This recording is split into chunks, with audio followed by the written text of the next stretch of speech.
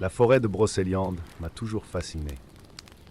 Contrairement à la plupart de ceux qui l'associent aux légendes arthuriennes, à l'emprisonnement de Merlin et aux histoires de la Dame du Lac, mon intérêt pour elle était purement scientifique. Je suis botaniste amateur, avec un intérêt presque obsessionnel pour la flore bretonne, en particulier les plantes endémiques.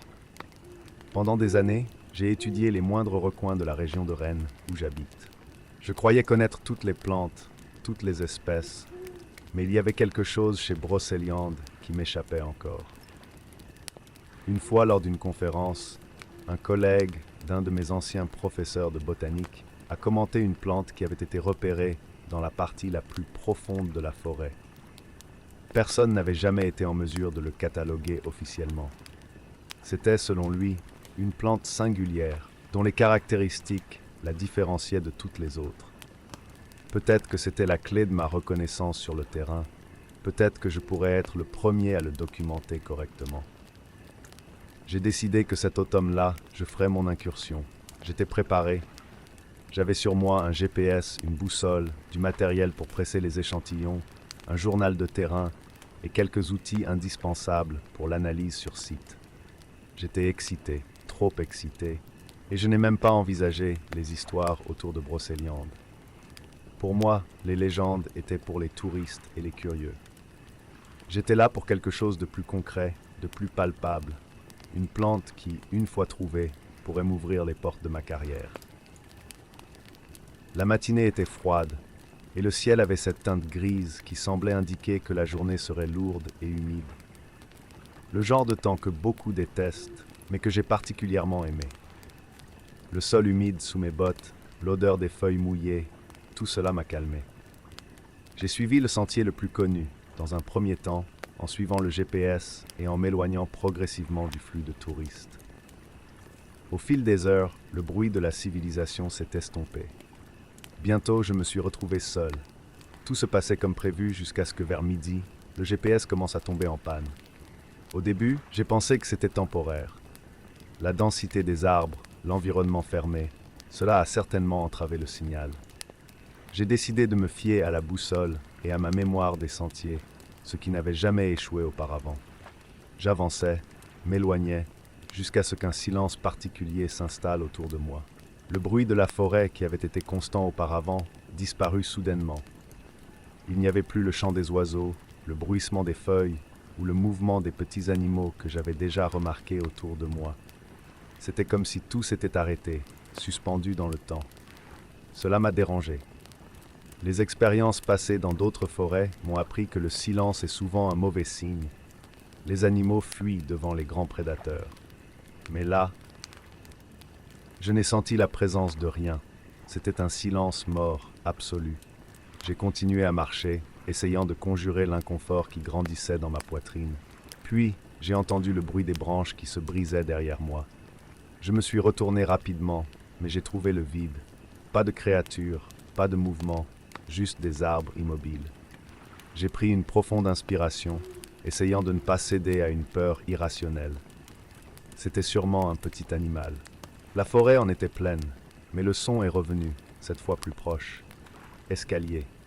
Des pas indubitables de quelqu'un ou de quelque chose qui marche. J'ai regardé autour de moi, mais encore une fois, il n'y avait rien. Le bruit s'est arrêté dès que je me suis retourné. Chaque fois que j'essayais de localiser l'origine, je ne trouvais rien. C'est à ce moment-là que j'ai réalisé à quel point j'étais perdu. Le GPS ne fonctionnait pas et la boussole semblait tourner sans but. Peu importe où je regardais, toutes les traînées semblaient se brouiller et se refermer autour de moi. J'ai décidé de passer à autre chose, dans l'espoir de trouver un point de repère, une référence. Mais tout ce que j'ai vu, ce sont des arbres infinis. Le bruit des pas me suivait tout le temps. Parfois, il s'est rapproché, parfois il s'est distancié, mais il ne s'est jamais arrêté complètement.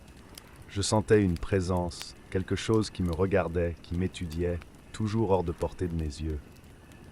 Le sentiment d'être observé est devenu si fort que j'ai commencé à accélérer mon rythme, presque en courant. C'est alors que j'ai repéré une cabane.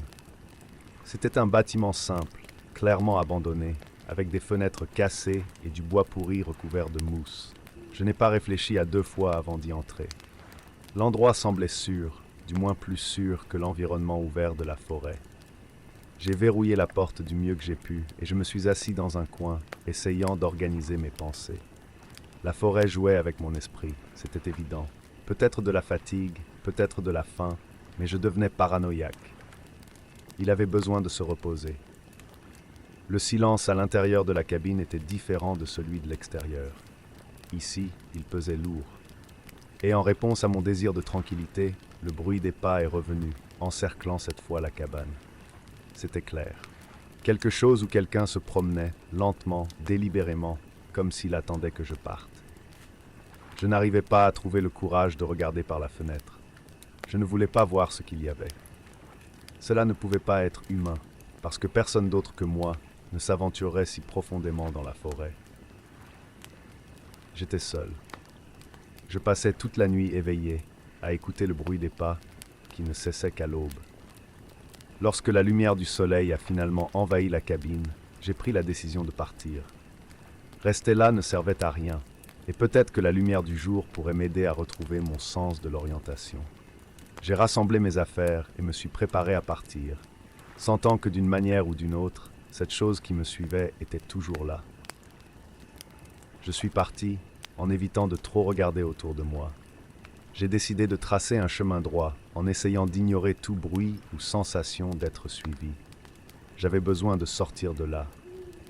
La forêt semblait encore plus dense, comme si les arbres s'étaient approchés pendant la nuit. Les branches effleuraient mes épaules et le sentier semblait me guider en cercle. C'est là que j'ai vu, une fois de plus, quelque chose auquel je ne m'attendais pas. Au milieu d'une petite clairière, un champ de plantes s'est ouvert devant moi. Ses feuilles étaient d'un vert bleuté, avec des fleurs en spirale qui brillaient dans la faible lumière du soleil. C'était la plante que je cherchais. Cependant, l'ironie était amère. C'était la découverte qui me mènerait à la reconnaissance, qui pourrait définir ma carrière, mais rien de tout cela n'avait d'importance maintenant. La seule chose que je voulais, c'était sortir de cette forêt. Le son est revenu, mais cette fois-ci c'était différent. Ce n'étaient pas des pas. C'était comme une respiration lourde, lente et rythmée. Le son venait de tous les côtés, et je ne pouvais pas déterminer exactement d'où il venait. L'ombre que j'avais remarquée auparavant entre les arbres semblait maintenant plus grande, plus définie. Je ne savais pas ce que c'était, mais j'étais sûr que si je restais là plus longtemps, je n'en sortirais pas vivant. Je suis sorti de la clairière et j'ai commencé à courir sans direction. Peu importe où ailleurs, j'avais juste besoin de sortir. Mon corps était épuisé, mais la peur me poussait. J'ai couru pendant des heures, jusqu'à ce que je trouve enfin un sentier familier. Elle m'a ramené à l'entrée de la forêt, et quand j'ai vu la limite, j'ai senti l'air enfin remplir mes poumons. J'ai réussi à m'échapper, mais ce qui s'est passé dans la forêt de Brocéliande ne m'a jamais quitté. Les sons, la présence, cette ombre, tout cela me hante encore. Pendant un moment, j'ai essayé de raconter l'histoire à des amis, mais ils ont ri, pensant que j'exagérais.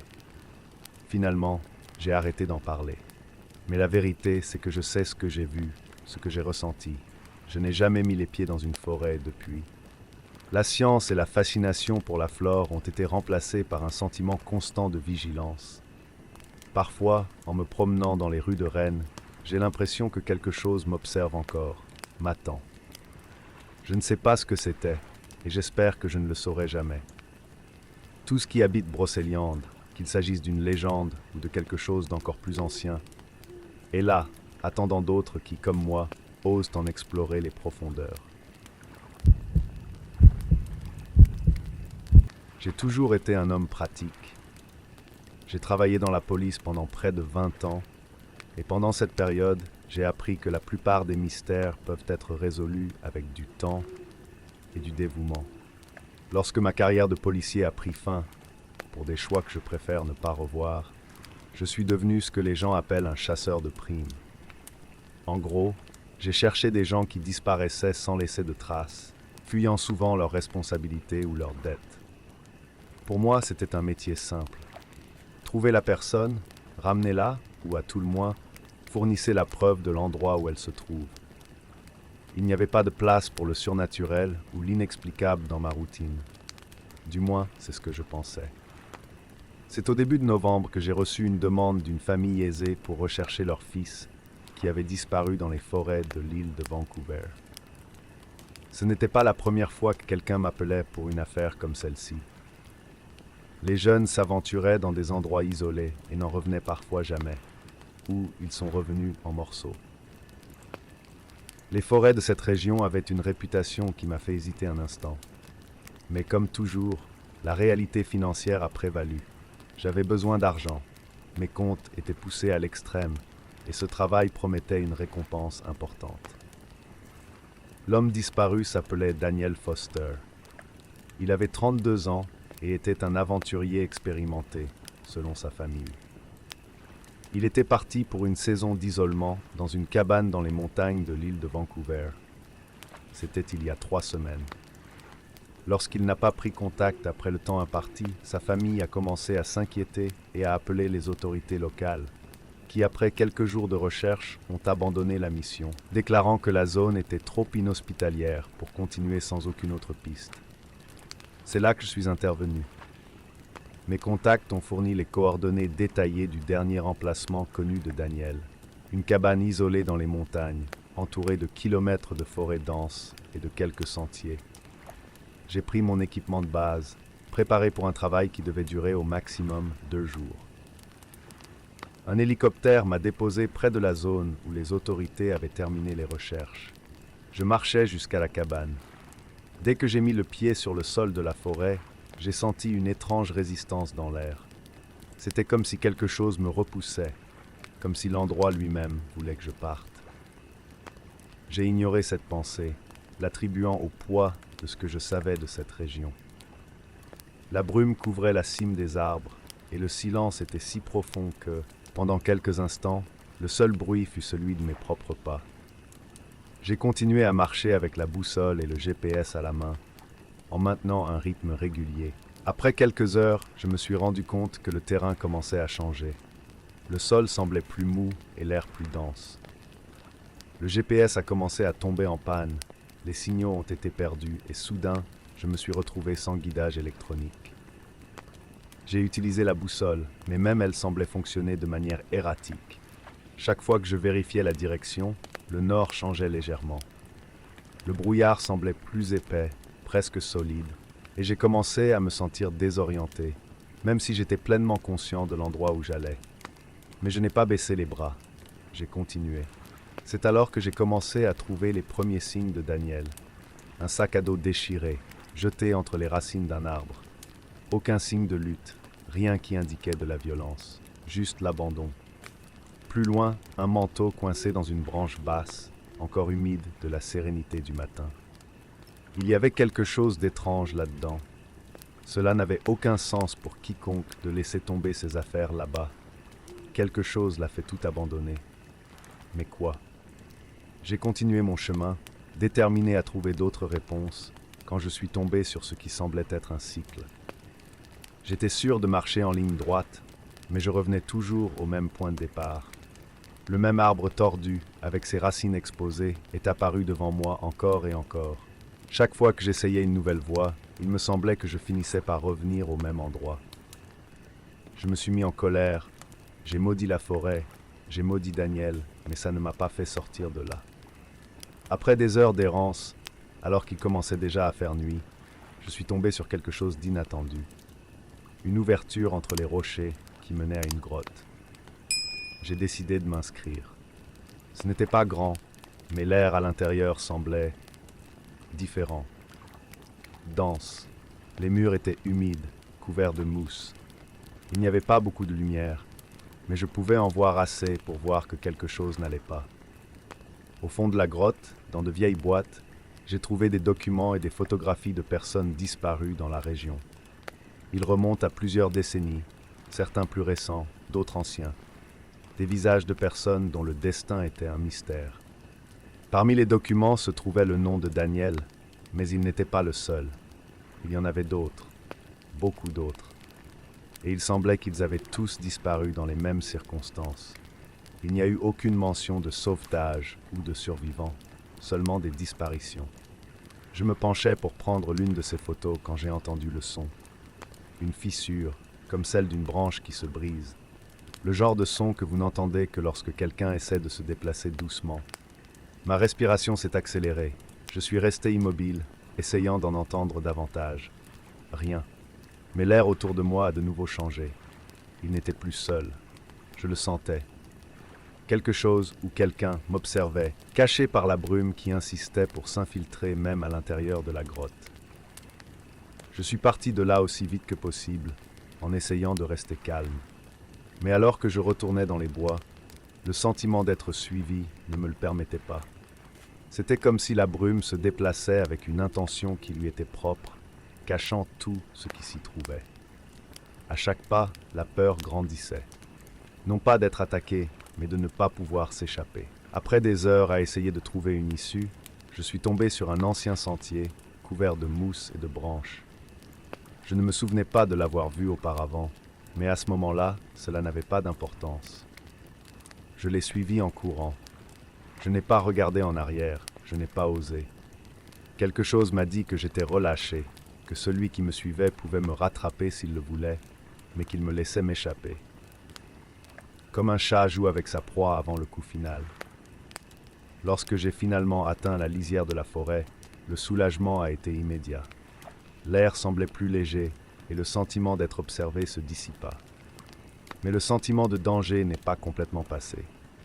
Je savais, avec une froide certitude, qu'il y avait quelque chose dans cette forêt que je ne comprendrais jamais.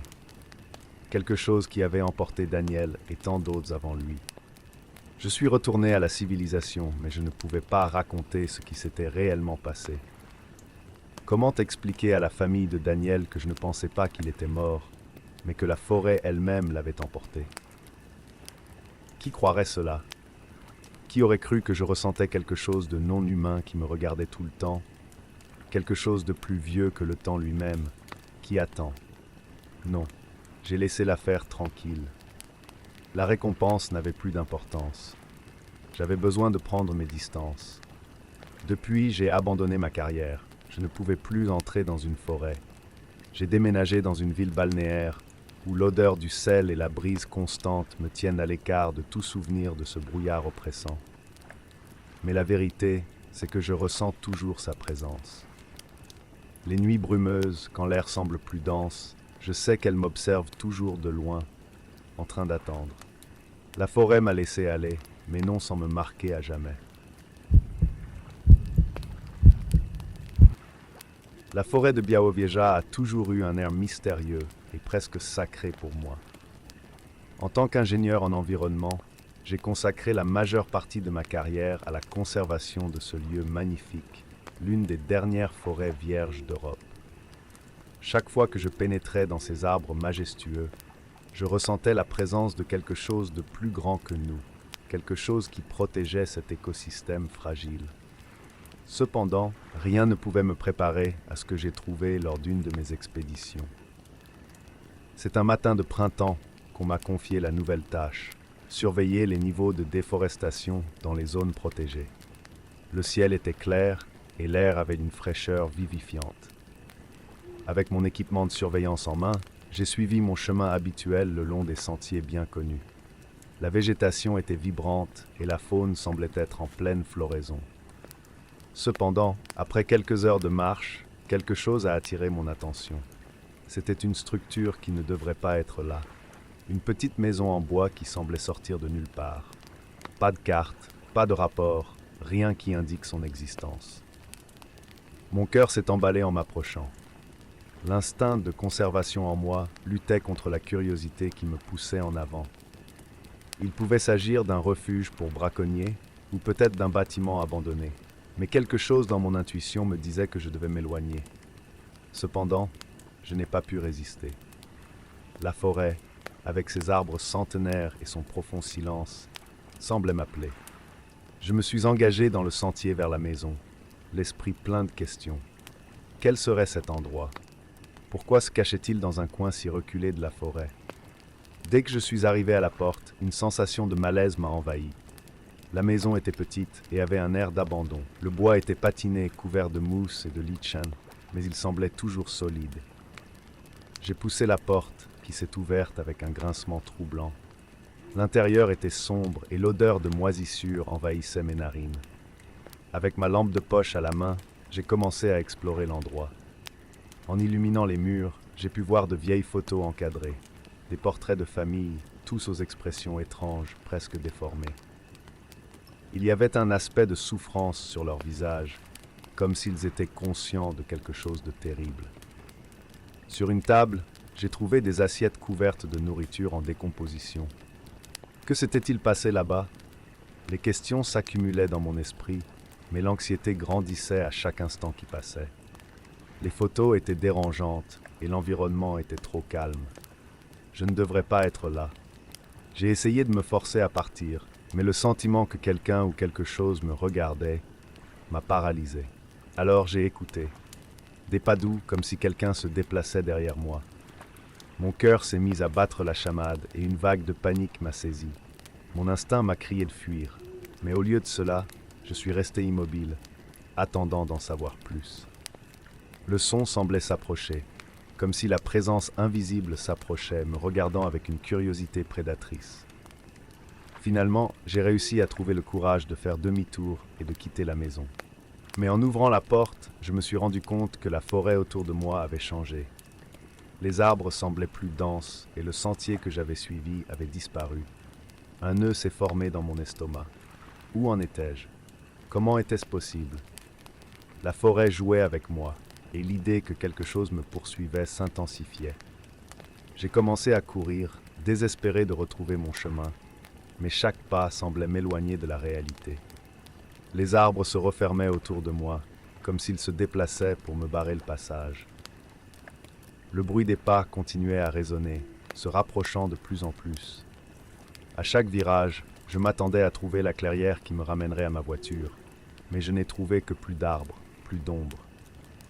J'ai commencé à sentir le désespoir grandir. L'air est devenu plus lourd et le sentiment de claustrophobie s'est intensifié. J'étais complètement perdu et la forêt semblait s'amuser avec. Après des heures d'errance, l'épuisement m'a envahi.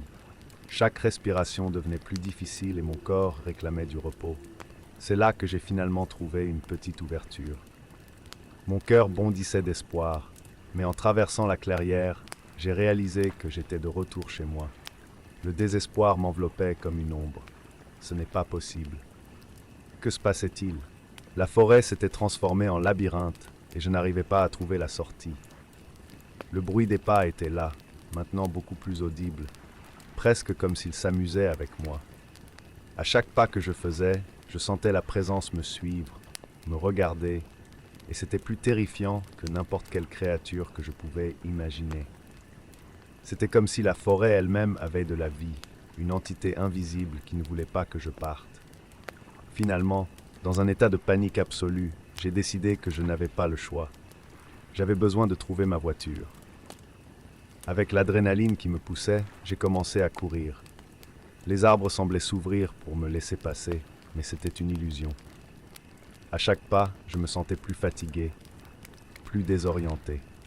L'écho de mes pas se mêlait aux pas invisibles qui me suivaient. Le temps ne semblait plus linéaire. C'était comme si j'étais pris dans un cycle de répétition, une torture psychologique imposée par la forêt. Après ce qui m'a semblé une éternité, alors que l'espoir était sur le point de s'évanouir, j'ai vu une lumière au loin. C'était ma voiture. Mon esprit ne pouvait pas traiter cela. Comment en étais-je arrivé là? Le cœur battant, j'ai couru vers le véhicule, un sentiment de soulagement m'envahissant. En ouvrant la porte et en m'asseyant sur le banc, j'ai pris une profonde inspiration, essayant de retrouver mon calme. J'ai regardé par la fenêtre, m'attendant à voir la forêt environnante, mais il n'y avait rien. Le ciel était clair et le soleil brillait de mille feux, comme si de rien n'était. Le chemin du retour se fit dans le silence. La forêt semblait avoir retrouvé son calme, et tout ce qui se passait me semblait lointain, comme un cauchemar dont je venais de me réveiller. Cependant, les nuits suivantes furent un supplice. Chaque fois que je fermais les yeux, les photos de ces familles me hantaient, et le bruit des pas résonnait dans mon esprit. La présence invisible qui m'avait suivi dans la forêt était maintenant en moi, comme une ombre dont je ne pouvais me débarrasser. Je suis arrivé au bureau et j'ai partagé mon expérience avec mes collègues. Mais en comptant, je me suis rendu compte que les mots sonnaient vides, sans substance. Personne ne semblait le prendre au sérieux. Ils ont ri, pensant que j'étais juste épuisé ou que mon esprit me jouait des tours. Mais la vérité, c'est que quelque chose avait changé en moi. Je ne pouvais plus ignorer ce que je voyais, ce que je ressentais. La forêt m'avait montré un côté sombre de la nature dont je n'avais jamais imaginé l'existence. J'ai décidé d'abandonner le projet. Ce que j'avais trouvé dans cette maison, les photos, les pièges, la présence invisible. Tout cela n'était pas quelque chose que je n'étais pas prêt à explorer davantage. J'avais besoin de m'éloigner de la forêt, de cet endroit qui me semblait maintenant plus une prison qu'un sanctuaire. Les souvenirs de ces heures de désespoir me hantaient encore, et même les jours ensoleillés, je sentais une ombre planer sur moi. Au fil du temps, j'ai appris à vivre avec l'expérience, mais je n'arrivais pas à y échapper complètement. Les nuits étaient les plus dures. Chaque fois que je fermais les yeux, la forêt revenait et j'entendais à nouveau les pas. C'était comme si Białowieża elle-même m'appelait et exigeait que je revienne. Mais je savais que si je revenais, je ne pourrais jamais partir. J'ai toujours été fasciné par les endroits reculés et inexplorés. Dès mon plus jeune âge, les histoires sur les civilisations anciennes et leurs mystères m'ont attiré comme un aimant. À l'âge de 26 ans, j'ai décidé qu'il était temps de laisser derrière moi la monotonie de la vie quotidienne et de m'aventurer dans la cordillère des Andes, où j'avais longtemps entendu parler des ruines d'un village oublié. L'objectif était simple: faire une randonnée à travers ces montagnes et, si tout se passait bien, devenir l'un des rares à apercevoir les vestiges d'une culture disparue depuis longtemps. En ce matin ensoleillé, j'ai pris le bus pour me rendre dans une petite ville du sud du Chili. À chaque kilomètre parcouru, le paysage devenait plus dramatique. Les montagnes s'élevaient comme des sentinelles silencieuses et la nature devenait de plus en plus oppressante. Dès mon arrivée dans la ville, j'ai cherché une auberge où je pourrais me reposer avant de commencer mon voyage. Les murs de l'auberge étaient ornés de photographies de routards qui s'aventuraient le long de ces sentiers. La plupart d'entre eux étaient revenus avec des histoires d'aventures incroyables, mais certaines images dépeignaient une obscurité que je n'arrivais pas à déchiffrer. Ce soir-là, j'ai parlé à d'autres voyageurs et écouté leurs expériences. L'un d'eux a mentionné qu'en s'écartant du sentier principal, il était possible de trouver les ruines d'une ancienne civilisation, un endroit où peu de gens osaient aller.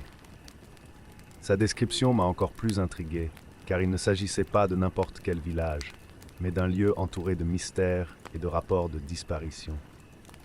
J'étais consumé par une excitation croissante. J'ai décidé que le lendemain, je commencerais mes recherches. Le lendemain matin, j'ai chargé mon sac à dos de fournitures et d'équipements et je me suis dirigé vers le sentier principal. Le ciel était clair et l'air frais stimulait chaque respiration. En marchant, la beauté de la nature qui m'entourait m'enveloppait dans un état de contemplation. Les montagnes étaient majestueuses et le chant des oiseaux rendait l'atmosphère plus légère, mais quelque chose au fond de mon esprit m'alertait de la solitude qui m'attendait. Après quelques heures de marche, j'ai atteint une fourche. Le sentier principal allait tout droit, bien balisé et accessible, mais le chemin à gauche semblait plus sauvage et plus invitant. J'ai ressenti une envie incontrôlable de faire une embardée vers la gauche, vers ce qui allait être mon aventure la plus dangereuse. Le cœur battant, j'avançais, les grands arbres épais formant un couloir sombre devant moi. Au fur et à mesure, l'environnement est devenu plus calme et je me suis vite rendu compte que les chants d'oiseaux avaient cessé, comme si la forêt retenait mon souffle. En m'éloignant du sentier, le sol est devenu inégal et couvert de racines exposées. L'air était plus frais et une odeur d'humidité pénétrante flottait autour de moi. Il ne lui fallut pas longtemps pour voir les premiers signes des ruines. Une structure de pierre se dressait parmi les arbres, recouverte de mousse et de vignes. L'endroit était obsédant, mais en même temps fascinant. Le sentiment d'entrer dans un espace où l'histoire était vivante m'a rempli d'une énergie presque surnaturelle. Je suis entré dans les ruines et l'atmosphère a changé instantanément. L'air semblait plus lourd, comme si le temps s'était figé dans cet espace. Les murs de pierre étaient ornés de marques étranges, des symboles que je ne pouvais pas déchiffrer. J'ai regardé autour de moi, sentant la présence de quelque chose d'indéfini. Le silence y était absolu, sans le moindre signe de vie. Il n'y avait pas d'insectes, d'oiseaux ou d'autres créatures. C'était comme si l'endroit lui-même s'était isolé du monde extérieur. En m'enfonçant, j'ai remarqué que certains murs étaient couverts d'empreintes de mains, comme si des gens avaient essayé de sortir en désespoir de cause. Mes doigts ont couru sur les surfaces froides et rugueuses, et un frisson a parcouru ma colonne vertébrale. Pourquoi quelqu'un aurait-il essayé de s'échapper? Que se serait-il passé là-bas? Ces questions ont commencé à marteler mon esprit, mais au lieu de battre en retraite, ma curiosité m'a poussé à continuer à explorer. En scrutant les environs, j'ai trouvé des signes de lutte, des pierres déplacées, des fragments de bois cassés, tout cela suggérant que quelque chose de terrible s'était produit. Mais ce qui me dérangeait le plus, c'était l'absence de corps. Que serait-il arrivé à ceux qui y vivaient? Où étaient les âmes qui avaient laissé leurs marques sur les murs? Mon instinct de survie commençait à être éclipsé par l'attirance pour ces mystères. Alors que je m'éloignais des ruines, un sentiment croissant d'être observé a commencé à me consumer. C'était une agitation que je ne pouvais pas ignorer. Puis, quand j'ai essayé de revenir sur le chemin que j'avais emprunté, quelque chose s'est brisé en moi. Les chuchotements ont commencé. Doux et à peine perceptibles, ils sortaient de nulle part, résonnant autour de moi. « Revenez !» ai-je entendu, comme si les pierres essayaient de me rappeler. Au début, j'ai cru que c'était le vent, mais quand j'ai regardé autour de moi, il n'y avait rien qui pouvait expliquer ces voix. Accélérant le pas, le silence autour de moi se transforma en une clameur grandissante, comme si les ruines elles-mêmes voulaient m'y piéger. L'écho des voix augmenta en intensité, se transformant maintenant en cris d'agonie. Je paniquais, je courais entre les rochers, je trébuchais sur les racines et les débris.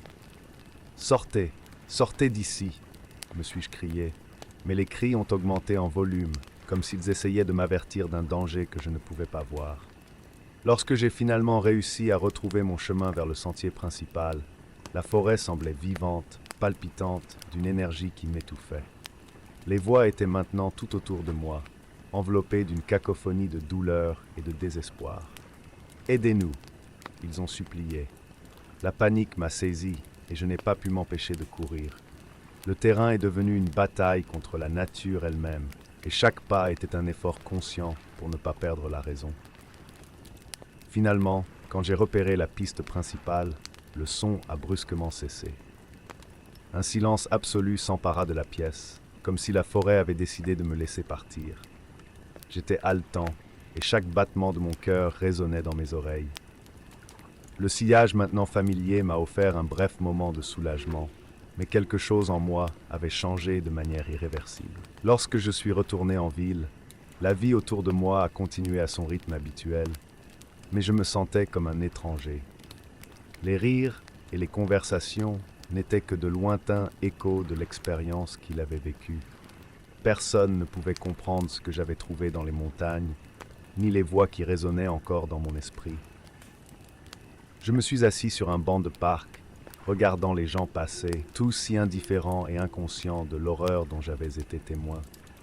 Je n'ai jamais partagé mon expérience avec qui que ce soit. Comment aurait-il pu le faire? Les ruines n'étaient pas seulement un lieu, mais un espace chargé de souvenirs et de lamentations. Le sentiment que quelque chose me suivait ne s'est pas dissipé. Parfois, dans le silence de la nuit, j'entendais encore ces échos, ces chuchotements qui me rappelaient que j'avais vu quelque chose que je n'aurais pas dû voir. Les voix des âmes perdues résonnaient encore dans mon esprit, et je savais qu'une partie de ma vie ne serait plus jamais la même. Quand j'ai finalement quitté la ville, j'ai emporté avec moi non seulement le souvenir d'une aventure, mais aussi un fardeau qui ne pourrait jamais être partagé. En levant les yeux vers les montagnes au loin, j'ai senti qu'une partie de moi serait toujours piégée là, dans les ruines, parmi ceux qui avaient disparu sans laisser de traces. Les voix, bien que réduites au silence pendant un certain temps, ne me laissaient jamais tranquille. Ils sont devenus une partie de moi, résonnant éternellement comme un sombre rappel que certaines vérités sont enfouies dans l'ombre et que certaines histoires ne sont jamais racontées. Cette expérience m'a transformé d'une manière que j'essayais encore de comprendre. Quand je ferme les yeux, je vois encore les murs couverts de marques, j'entends les murmures au milieu de la forêt et je ressens le poids du silence. Ce qui n'était qu'un sentier en quête d'aventure est devenu un labyrinthe d'horreur que je n'aurais jamais pu imaginer. Et maintenant, à chaque pas que je fais, je ressens la présence de ces âmes perdues, attendant que quelqu'un se souvienne d'elles, quelqu'un qui a encore le courage de parler des échos des ruines. Je m'appelle Eric Scheffer, je suis un photographe indépendant de 30 ans. Je suis né et j'ai grandi à Fribourg, une ville nichée à l'ombre de la majestueuse forêt noire. Depuis que je suis petite, la forêt a toujours été un endroit magique et intrigant pour moi, avec ses arbres imposants et ses contes de fées sombres. En vieillissant, ce lien s'est intensifié. La forêt est devenue ma muse, un refuge où je pouvais échapper à la routine de la vie quotidienne et m'immerger dans la beauté de la nature. Mon intention était de capturer cette beauté dans un projet photographique axé sur les paysages automnaux. Une palette de couleurs vibrantes qui promettait de susciter des émotions chez ceux qui les verraient. Il avait besoin de quelque chose de spécial pour l'exposition à venir. Le conservateur de la galerie a été catégorique dans ses directives. Je devais apporter quelque chose de différent, une approche qui transcendait la vision commune de l'automne. Par un beau matin d'octobre, j'ai décidé d'explorer une partie de la forêt que je n'avais jamais visitée auparavant, une section isolée qui n'était pas fréquentée par les touristes. Je voulais capturer l'essence de la forêt d'une manière que personne d'autre n'avait faite. J'ai préparé mon sac à dos avec tout le matériel nécessaire. Appareil photo, objectif et un trépied solide. La marche jusqu'au point que j'ai choisi était longue et solitaire. Au fur et à mesure que je m'éloignais de la civilisation, le monde autour de moi a commencé à changer. Les arbres s'élevaient comme des sentinelles, leurs canopées entrelacées bloquant la lumière du soleil, créant une canopée sombre et accueillante. C'était exactement ce que je cherchais, un environnement dense, enveloppé de mystère et d'isolement. Cependant, quelque chose de particulier a commencé à me déranger. Alors que je revoyais certaines des photos que je venais de prendre, j'ai remarqué une silhouette lointaine parmi les arbres. Il avait l'air d'un épouvantail, vêtu de vêtements sombres et usés, presque comme s'il était abandonné. Au début, j'ai ignoré la présence de ce qui semblait être un homme de paille. J'ai pensé que cela pourrait simplement être un effet de la lumière ou un objet laissé par un agriculteur. J'ai continué à photographier, de plus en plus immergé dans la beauté de l'automne. Mais à chaque clic de l'obturateur, la silhouette restait là, dans le coin de mon viseur, toujours loin, mais ne disparaissant jamais. C'était comme s'il me regardait, une présence silencieuse qu'on ne pouvait ignorer. À chaque nouvelle avancée dans la forêt, mon cœur se mettait à battre la chamade. J'ai regardé autour de moi, essayant de localiser la source de cette image, mais je n'ai trouvé que le silence des arbres et le bruit étouffé des feuilles sous mes pieds. L'agitation grandissait, mais je continuais toujours. Je crois que c'était l'adrénaline et la curiosité qui m'ont poussé vers l'avant.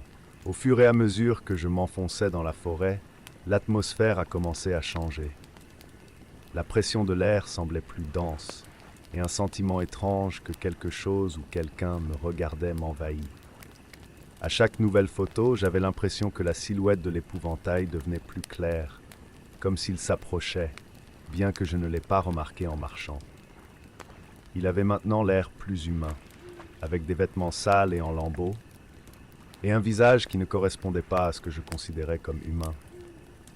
Il y avait quelque chose de grotesque dans son apparence, comme s'il avait été assemblé à la hâte, avec des coutures visibles et des yeux vides qui semblaient voir à travers moi. Mon instinct m'a crié de revenir, mais ma curiosité m'a retenu. Quel était ce chiffre? Pourrait-il s'agir d'une blague de quelqu'un, ou simplement d'une illusion causée par la solitude? Le désir de comprendre ce qui se passait était plus grand que la peur. J'ai regardé à nouveau dans le viseur de l'appareil photo, et il était là, immobile, me fixant à moins de 10 mètres de distance. Pas seulement sur les photos, mais maintenant devant moi.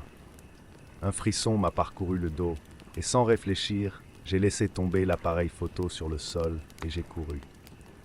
La forêt, qui m'apparaissait autrefois comme un lieu de beauté et de mystère, s'est transformée en un labyrinthe de terreur. Je courais sans but, sentant sa présence derrière moi, ne bougeant pas, mais toujours là, comme une ombre persistante, me poussant dehors. Je ne me suis pas arrêté jusqu'à ce que j'atteigne le chemin principal, où la lumière du soleil a finalement percé les arbres. J'ai regardé en arrière, haletante, et pour la première fois, je ne l'ai pas vue. En revoyant les photos qui étaient encore dans l'appareil photo, je me suis rendu compte que l'épouvantail était dans chacune d'elles, plus clair et plus présent qu'auparavant. Il m'avait suivi tout le temps. Ne comprenant pas comment ni pourquoi, je suis rentré chez moi, mais le sentiment que ce n'était pas fini ne me l'a pas permis. L'épouvantail de la forêt noire m'avait choisi, et même loin de la forêt, je le voyais encore. Pas sur les photos, mais dans l'ombre de ma propre maison. Chaque nuit qui passait, son souvenir devenait plus vif. Quelle que soit la distance qui me séparait, je sentais son regard, comme s'il me regardait, attendant le bon moment pour revenir. Les images que j'ai capturées, qui étaient censées apporter reconnaissance et célébration, sont devenues un fardeau. Depuis ce jour, les photos de la forêt me hantent. Je ne suis jamais retourné à cet endroit. Les images, bien qu'étranges, ont été saluées par la critique et ont assuré ma place dans la galerie. Mais chaque fois que je les regarde, je ressens une impulsion presque insupportable de les détruire. Ils sont la preuve que l'épouvantail de la forêt noire est réel et qu'il ne cessera jamais de me regarder. Cette exposition, qui était censée être un jalon dans ma carrière, est devenue un rappel constant de l'horreur que j'ai vécue. Au fil du temps, les gens ont commencé à s'intéresser aux histoires qui se cassaient derrière les photos.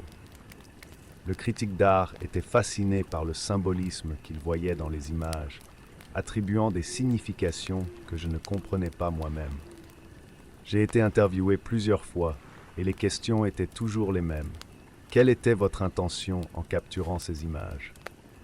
Et que représente le personnage qui apparaît sur tant de photos? Et moi, ne sachant pas quoi répondre, j'ai souri nerveusement, évitant de dire la vérité sur le sinistre personnage qui me traquait. À chaque nouvelle exposition, j'avais l'impression d'offrir une partie de moi-même au public. Les gens voyaient de la beauté dans mes images, mais pour moi, elles n'étaient qu'un rappel de la peur qui ne me quittait jamais. Les nuits étaient les pires. Chaque fois que l'obscurité tombait, j'entendais des murmures dans l'ombre. Le bruit des feuilles sèches semblait s'intensifier, et j'aurais juré qu'il était là, à regarder, à attendre. J'ai essayé de me distraire en mettant de la musique forte ou en regardant des films, mais le poids de cette présence ne s'est jamais estompé. C'était une sensation constante, un rappel terrifiant qu'il était toujours à l'affût. Une nuit, alors que j'essayais de dormir, l'angoisse est devenue insupportable. Je me levais, déterminé à y faire face une fois pour toutes. J'ai pris les photos de la forêt et en les examinant, un sentiment de désespoir m'a envahi. Je savais que je devais faire quelque chose, mais quoi? L'idée de brûler les photos semblait absurde, mais c'était la seule façon de mettre fin au lien qui s'était formé entre moi et cet épouvantail. J'étais conscient qu'en les détruisant, je risquais d'effacer une partie de ma propre histoire, mais l'idée d'être poursuivi par un personnage obscur devenait insupportable. Finalement, dans un moment de désespoir, j'ai pris les photos et les ai emmenées dans le jardin. Le feu crépita lorsque les images commencèrent à se désintégrer et un sentiment de soulagement commença à se répandre en moi. Cependant, dès que les dernières cendres se sont dispersées au vent, un sentiment de perte m'a frappé. J'avais détruit non seulement les photos, mais aussi une partie de moi-même. J'ai regardé dans l'espace où se trouvaient les images auparavant, et à ce moment-là, j'ai réalisé que l'épouvantail serait toujours là, à l'intérieur de moi. Ce que je pensais être une fermeture s'est transformé en un nouveau chapitre de tourment. La présence de l'épouvantail n'a jamais disparu. Cela s'était infiltré dans mon esprit, devenant une partie inséparable de ma vie. Alors que je marchais dans la ville, j'ai senti son regard sur moi, et les ombres semblaient se tordre d'une manière inquiétante. La tranquillité qu'il trouvait autrefois dans les rues de Fribourg n'était plus qu'un lointain souvenir, éclipsé par la paranoïa et l'anxiété. Les semaines se sont transformées en mois, et chaque jour qui passait devenait une lutte. J'ai commencé à éviter la forêt et la solitude, à m'entourer de gens, mais rien ne semblait fonctionner. L'épouvantail est devenu un symbole de ma peur, et je ne pouvais plus photographier. Mon travail, qui était autrefois une passion, est devenu un fardeau. Chaque nouvelle image que j'essayais de capturer semblait incomplète, un reflet déformé de ce que j'avais été. L'exposition qui a d'abord apporté reconnaissance et renommée n'est plus qu'un souvenir amer. J'ai dû me rendre à l'évidence. La figure de l'épouvantail n'était pas seulement une présence extérieure, c'était le reflet de ce que j'étais devenu. L'horreur que j'ai vécue dans les bois s'est transformée en un écho incessant dans mon esprit, me rappelant constamment que la beauté de la vie n'est peut-être qu'un masque qui cache ce qui se cache dans l'ombre. Et donc, je continue à vivre avec l'épouvantail de la forêt noire, un spectre qui ne me quittera jamais. Alors que les feuilles continuent de tomber et que l'automne approche, je sais que même sans les photos, il sera là à me regarder, toujours à l'affût. Un gardien de secrets qui ne devrait jamais être révélé.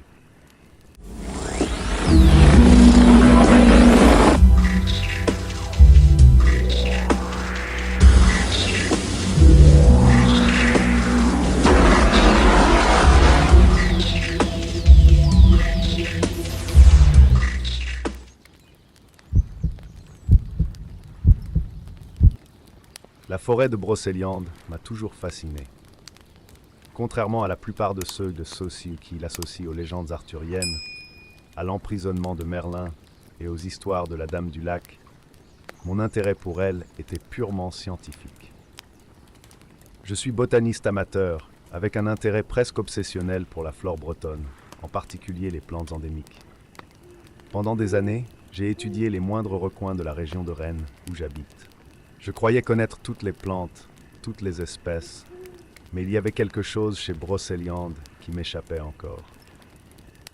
Une fois lors d'une conférence, un collègue d'un de mes anciens professeurs de botanique a commenté une plante qui avait été repérée dans la partie la plus profonde de la forêt.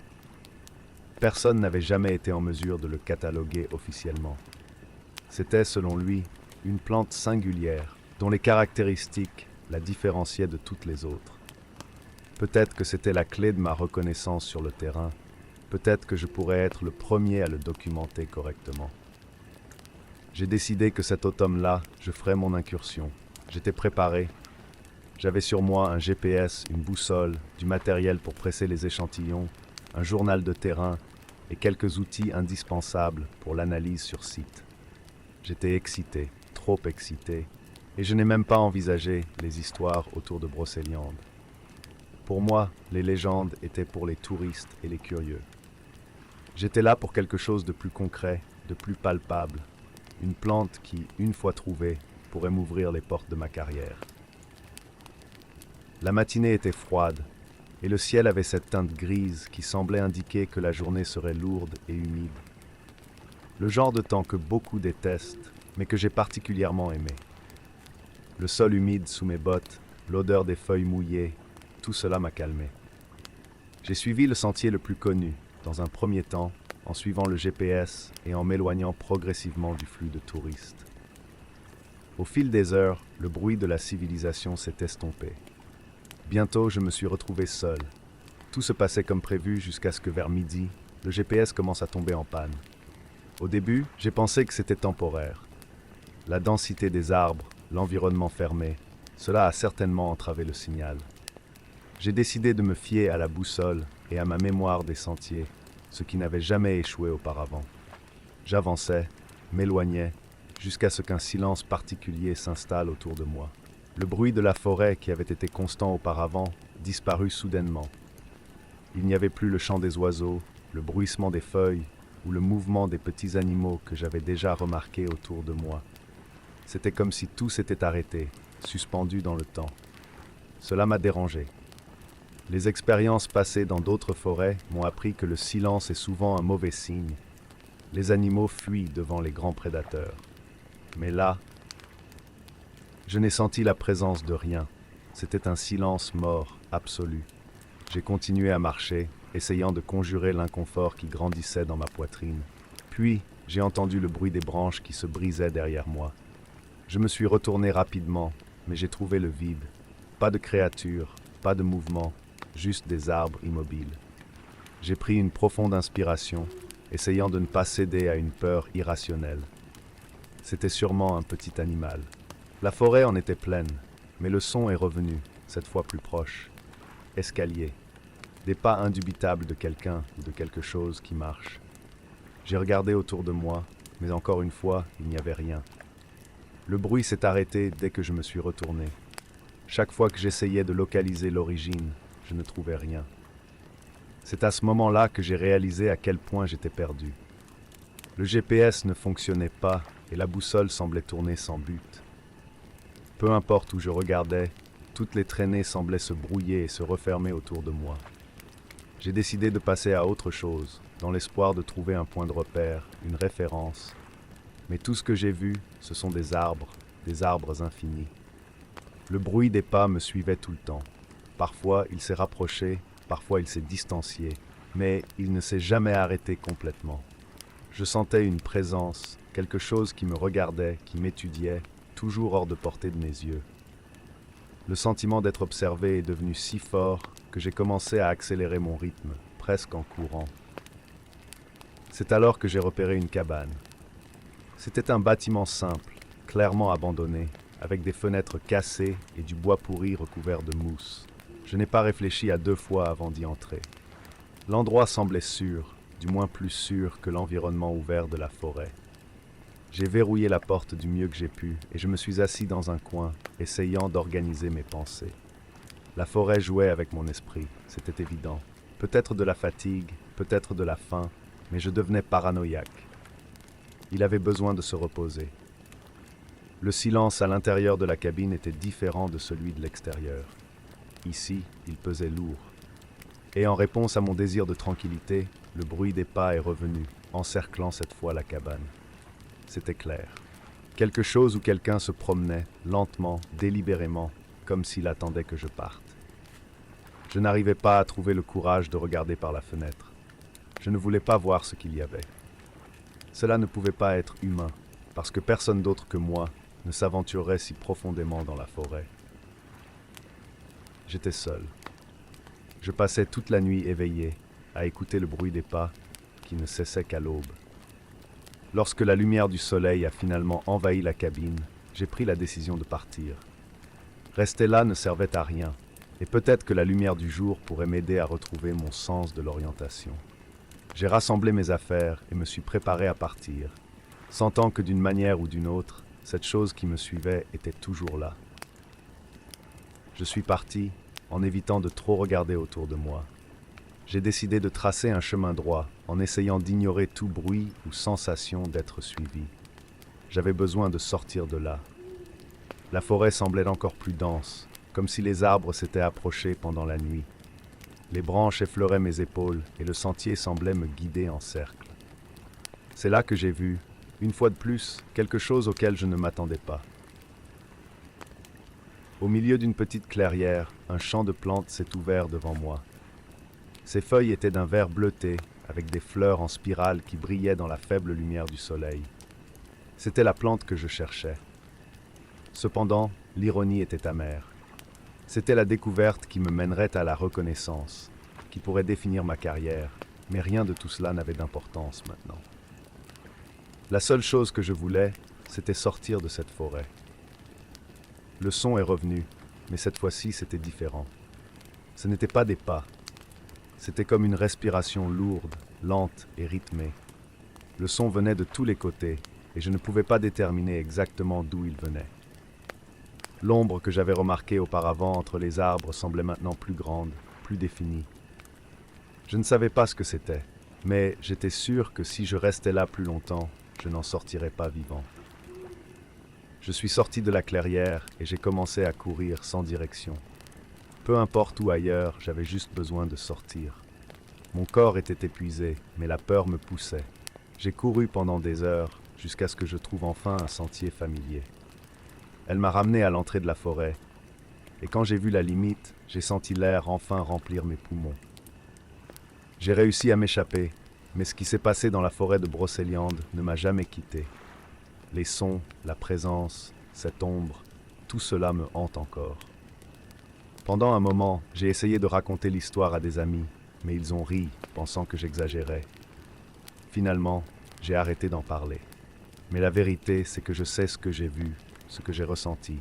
Je n'ai jamais mis les pieds dans une forêt depuis. La science et la fascination pour la flore ont été remplacées par un sentiment constant de vigilance. Parfois, en me promenant dans les rues de Rennes, j'ai l'impression que quelque chose m'observe encore, m'attend. Je ne sais pas ce que c'était, et j'espère que je ne le saurai jamais. Tout ce qui habite Brocéliande, qu'il s'agisse d'une légende ou de quelque chose d'encore plus ancien, est là, attendant d'autres qui, comme moi, osent en explorer les profondeurs. J'ai toujours été un homme pratique. J'ai travaillé dans la police pendant près de 20 ans, et pendant cette période, j'ai appris que la plupart des mystères peuvent être résolus avec du temps et du dévouement. Lorsque ma carrière de policier a pris fin, pour des choix que je préfère ne pas revoir, je suis devenu ce que les gens appellent un chasseur de primes. En gros, j'ai cherché des gens qui disparaissaient sans laisser de traces, fuyant souvent leurs responsabilités ou leurs dettes. Pour moi, c'était un métier simple. Trouver la personne, ramenez-la, ou à tout le moins, fournissez la preuve de l'endroit où elle se trouve. Il n'y avait pas de place pour le surnaturel ou l'inexplicable dans ma routine. Du moins, c'est ce que je pensais.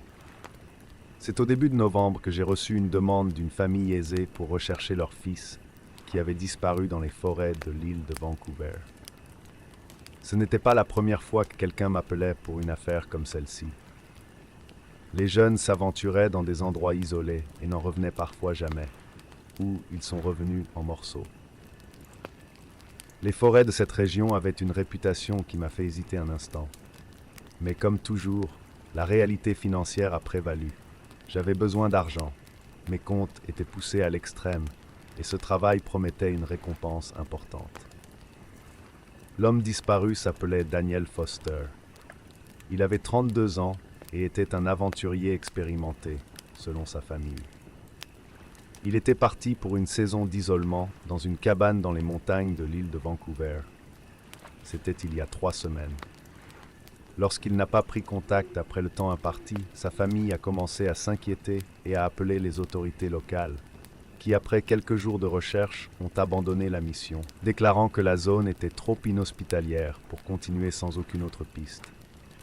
C'est là que je suis intervenu.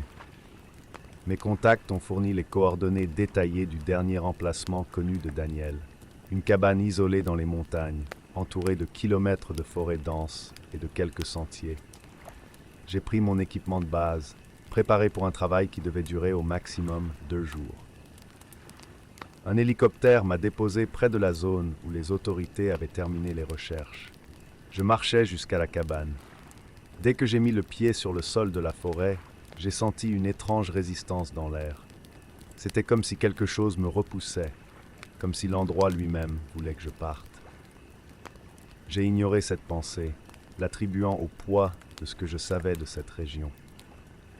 La brume couvrait la cime des arbres, et le silence était si profond que, pendant quelques instants, le seul bruit fut celui de mes propres pas.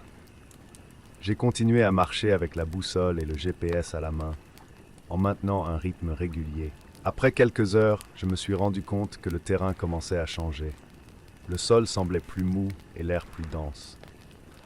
Le GPS a commencé à tomber en panne, les signaux ont été perdus et soudain, je me suis retrouvé sans guidage électronique. J'ai utilisé la boussole, mais même elle semblait fonctionner de manière erratique. Chaque fois que je vérifiais la direction, le nord changeait légèrement. Le brouillard semblait plus épais, presque solide, et j'ai commencé à me sentir désorienté, même si j'étais pleinement conscient de l'endroit où j'allais. Mais je n'ai pas baissé les bras, j'ai continué. C'est alors que j'ai commencé à trouver les premiers signes de Daniel. un sac à dos déchiré, jeté entre les racines d'un arbre. Aucun signe de lutte, rien qui indiquait de la violence, juste l'abandon. Plus loin, un manteau coincé dans une branche basse, encore humide de la sérénité du matin. Il y avait quelque chose d'étrange là-dedans. Cela n'avait aucun sens pour quiconque de laisser tomber ses affaires là-bas. Quelque chose l'a fait tout abandonner. Mais quoi? J'ai continué mon chemin, déterminé à trouver d'autres réponses, quand je suis tombé sur ce qui semblait être un cycle. J'étais sûr de marcher en ligne droite, mais je revenais toujours au même point de départ. Le même arbre tordu, avec ses racines exposées, est apparu devant moi encore et encore. Chaque fois que j'essayais une nouvelle voie, il me semblait que je finissais par revenir au même endroit. Je me suis mis en colère, j'ai maudit la forêt, j'ai maudit Daniel, mais ça ne m'a pas fait sortir de là. Après des heures d'errance, alors qu'il commençait déjà à faire nuit, je suis tombé sur quelque chose d'inattendu. Une ouverture entre les rochers qui menait à une grotte. J'ai décidé de m'inscrire. Ce n'était pas grand, mais l'air à l'intérieur semblait différent. Dense. Les murs étaient humides, couverts de mousse. Il n'y avait pas beaucoup de lumière, mais je pouvais en voir assez pour voir que quelque chose n'allait pas. Au fond de la grotte, dans de vieilles boîtes, j'ai trouvé des documents et des photographies de personnes disparues dans la région. Ils remontent à plusieurs décennies, certains plus récents, d'autres anciens. Des visages de personnes dont le destin était un mystère. Parmi les documents se trouvait le nom de Daniel, mais il n'était pas le seul. Il y en avait d'autres, beaucoup d'autres.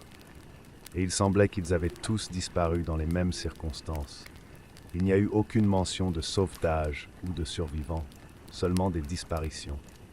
Je me penchais pour prendre l'une de ces photos quand j'ai entendu le son. Une fissure, comme celle d'une branche qui se brise. Le genre de son que vous n'entendez que lorsque quelqu'un essaie de se déplacer doucement. Ma respiration s'est accélérée. Je suis resté immobile, essayant d'en entendre davantage. Rien. Mais l'air autour de moi a de nouveau changé. Il n'était plus seul. Je le sentais. Quelque chose ou quelqu'un m'observait, caché par la brume qui insistait pour s'infiltrer même à l'intérieur de la grotte. Je suis parti de là aussi vite que possible, en essayant de rester calme. Mais alors que je retournais dans les bois, le sentiment d'être suivi ne me le permettait pas. C'était comme si la brume se déplaçait avec une intention qui lui était propre, cachant tout ce qui s'y trouvait. À chaque pas, la peur grandissait. Non pas d'être attaqué, mais de ne pas pouvoir s'échapper. Après des heures à essayer de trouver une issue, je suis tombé sur un ancien sentier, couvert de mousse et de branches. Je ne me souvenais pas de l'avoir vu auparavant, mais à ce moment-là, cela n'avait pas d'importance. Je l'ai suivi en courant. Je n'ai pas regardé en arrière, je n'ai pas osé. Quelque chose m'a dit que j'étais relâché, que celui qui me suivait pouvait me rattraper s'il le voulait, mais qu'il me laissait m'échapper. Comme un chat joue avec sa proie avant le coup final. Lorsque j'ai finalement atteint la lisière de la forêt, le soulagement a été immédiat. L'air semblait plus léger et le sentiment d'être observé se dissipa. Mais le sentiment de danger n'est pas complètement passé. Je savais, avec une froide certitude, qu'il y avait quelque chose dans cette forêt que je ne comprendrais jamais. Quelque chose qui avait emporté Daniel et tant d'autres avant lui. Je suis retourné à la civilisation, mais je ne pouvais pas raconter ce qui s'était réellement passé. Comment expliquer à la famille de Daniel que je ne pensais pas qu'il était mort, mais que la forêt elle-même l'avait emporté? Qui croirait cela? Qui aurait cru que je ressentais quelque chose de non humain qui me regardait tout le temps? Quelque chose de plus vieux que le temps lui-même, qui attend? Non, j'ai laissé l'affaire tranquille. La récompense n'avait plus d'importance. J'avais besoin de prendre mes distances. Depuis, j'ai abandonné ma carrière. Je ne pouvais plus entrer dans une forêt. J'ai déménagé dans une ville balnéaire où l'odeur du sel et la brise constante me tiennent à l'écart de tout souvenir de ce brouillard oppressant. Mais la vérité, c'est que je ressens toujours sa présence. Les nuits brumeuses, quand l'air semble plus dense, je sais qu'elle m'observe toujours de loin, en train d'attendre. La forêt m'a laissé aller, mais non sans me marquer à jamais. La forêt de Białowieża a toujours eu un air mystérieux et presque sacré pour moi. En tant qu'ingénieur en environnement, j'ai consacré la majeure partie de ma carrière à la conservation de ce lieu magnifique, l'une des dernières forêts vierges d'Europe. Chaque fois que je pénétrais dans ces arbres majestueux, je ressentais la présence de quelque chose de plus grand que nous, quelque chose qui protégeait cet écosystème fragile. Cependant, rien ne pouvait me préparer à ce que j'ai trouvé lors d'une de mes expéditions. C'est un matin de printemps qu'on m'a confié la nouvelle tâche, surveiller les niveaux de déforestation dans les zones protégées.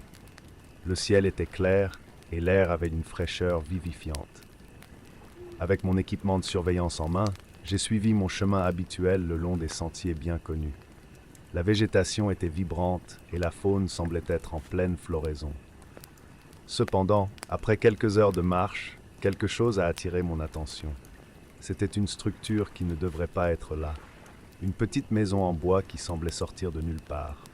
Pas de carte, pas de rapport, rien qui indique son existence. Mon cœur s'est emballé en m'approchant. L'instinct de conservation en moi luttait contre la curiosité qui me poussait en avant.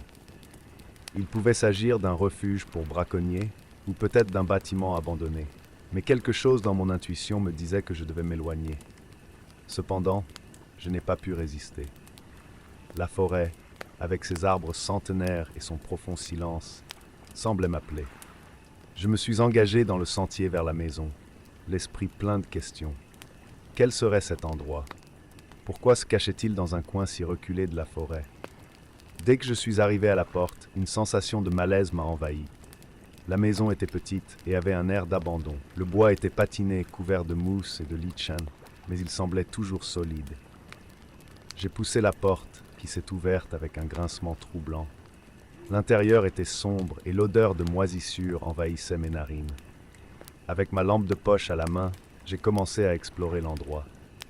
En illuminant les murs, j'ai pu voir de vieilles photos encadrées, des portraits de famille, tous aux expressions étranges, presque déformées. Il y avait un aspect de souffrance sur leur visage, comme s'ils étaient conscients de quelque chose de terrible. Sur une table, j'ai trouvé des assiettes couvertes de nourriture en décomposition. Que s'était-il passé là-bas? Les questions s'accumulaient dans mon esprit, mais l'anxiété grandissait à chaque instant qui passait. Les photos étaient dérangeantes et l'environnement était trop calme. Je ne devrais pas être là. J'ai essayé de me forcer à partir, mais le sentiment que quelqu'un ou quelque chose me regardait m'a paralysé. Alors j'ai écouté. Des pas doux, comme si quelqu'un se déplaçait derrière moi. Mon cœur s'est mis à battre la chamade et une vague de panique m'a saisi. Mon instinct m'a crié de fuir, mais au lieu de cela, je suis resté immobile, attendant d'en savoir plus. Le son semblait s'approcher, comme si la présence invisible s'approchait, me regardant avec une curiosité prédatrice. Finalement, j'ai réussi à trouver le courage de faire demi-tour et de quitter la maison. Mais en ouvrant la porte, je me suis rendu compte que la forêt autour de moi avait changé. Les arbres semblaient plus denses et le sentier que j'avais suivi avait disparu. Un nœud s'est formé dans mon estomac. Où en étais-je? Comment était-ce possible? La forêt jouait avec moi et l'idée que quelque chose me poursuivait s'intensifiait. J'ai commencé à courir, désespéré de retrouver mon chemin, mais chaque pas semblait m'éloigner de la réalité. Les arbres se refermaient autour de moi, comme s'ils se déplaçaient pour me barrer le passage. Le bruit des pas continuait à résonner, se rapprochant de plus en plus. À chaque virage, je m'attendais à trouver la clairière qui me ramènerait à ma voiture, mais je n'ai trouvé que plus d'arbres, plus d'ombre. J'ai commencé à sentir le désespoir grandir. L'air est devenu plus lourd et le sentiment de claustrophobie s'est intensifié. J'étais complètement perdu et la forêt semblait s'amuser avec. Après des heures d'errance, l'épuisement m'a envahi. Chaque respiration devenait plus difficile et mon corps réclamait du repos. C'est là que j'ai finalement trouvé une petite ouverture. Mon cœur bondissait d'espoir, mais en traversant la clairière, j'ai réalisé que j'étais de retour chez moi. Le désespoir m'enveloppait comme une ombre. Ce n'est pas possible. Que se passait-il? La forêt s'était transformée en labyrinthe et je n'arrivais pas à trouver la sortie. Le bruit des pas était là, maintenant beaucoup plus audible. presque comme s'il s'amusait avec moi. À chaque pas que je faisais, je sentais la présence me suivre, me regarder, et c'était plus terrifiant que n'importe quelle créature que je pouvais imaginer. C'était comme si la forêt elle-même avait de la vie, une entité invisible qui ne voulait pas que je parte. Finalement, dans un état de panique absolue, j'ai décidé que je n'avais pas le choix. J'avais besoin de trouver ma voiture. Avec l'adrénaline qui me poussait, j'ai commencé à courir. Les arbres semblaient s'ouvrir pour me laisser passer, mais c'était une illusion. À chaque pas, je me sentais plus fatigué, plus désorienté. L'écho de mes pas se mêlait aux pas invisibles qui me suivaient. Le temps ne semblait plus linéaire. C'était comme si j'étais pris dans un cycle de répétition, une torture psychologique imposée par la forêt. Après ce qui m'a semblé une éternité, alors que l'espoir était sur le point de s'évanouir, j'ai vu une lumière au loin. C'était ma voiture. Mon esprit ne pouvait pas traiter cela. Comment en étais-je arrivé là? Le cœur battant, j'ai couru vers le véhicule, un sentiment de soulagement m'envahissant. En ouvrant la porte et en m'asseyant sur le banc, j'ai pris une profonde inspiration, essayant de retrouver mon calme. J'ai regardé par la fenêtre, m'attendant à voir la forêt environnante, mais il n'y avait rien. Le ciel était clair et le soleil brillait de mille feux, comme si de rien n'était. Le chemin du retour se fit dans le silence. La forêt semblait avoir retrouvé son calme, et tout ce qui se passait me semblait lointain, comme un cauchemar dont je venais de me réveiller. Cependant, les nuits suivantes furent un supplice. Chaque fois que je fermais les yeux, les photos de ces familles me hantaient, et le bruit des pas résonnait dans mon esprit. La présence invisible qui m'avait suivi dans la forêt était maintenant en moi, comme une ombre dont je ne pouvais me débarrasser. Je suis arrivé au bureau et j'ai partagé mon expérience avec mes collègues. Mais en comptant, je me suis rendu compte que les mots sonnaient vides, sans substance. Personne ne semblait le prendre au sérieux. Ils ont ri, pensant que j'étais juste épuisé ou que mon esprit me jouait des tours. Mais la vérité, c'est que quelque chose avait changé en moi. Je ne pouvais plus ignorer ce que je voyais, ce que je ressentais. La forêt m'avait montré un côté sombre de la nature dont je n'avais jamais imaginé l'existence. J'ai décidé d'abandonner le projet.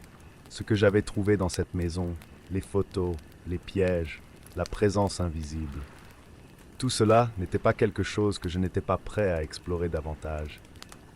J'avais besoin de m'éloigner de la forêt, de cet endroit qui me semblait maintenant plus une prison qu'un sanctuaire. Les souvenirs de ces heures de désespoir me hantaient encore, et même les jours ensoleillés, je sentais une ombre planer sur moi. Au fil du temps, j'ai appris à vivre avec l'expérience, mais je n'arrivais pas à y échapper complètement. Les nuits étaient les plus dures. Chaque fois que je fermais les yeux, la forêt revenait et j'entendais à nouveau les pas. C'était comme si Białowieża elle-même m'appelait et exigeait que je revienne. Mais je savais que si je revenais, je ne pourrais jamais partir.